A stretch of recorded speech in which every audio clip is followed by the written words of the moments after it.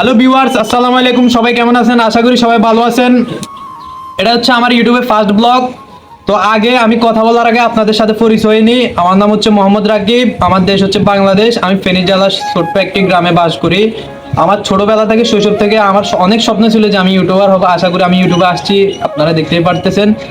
So আসার পরে এখন আজকে 16-17 দিন আছি, মানে কিছু বুঝতে পারতেছি না ইউটিউবের।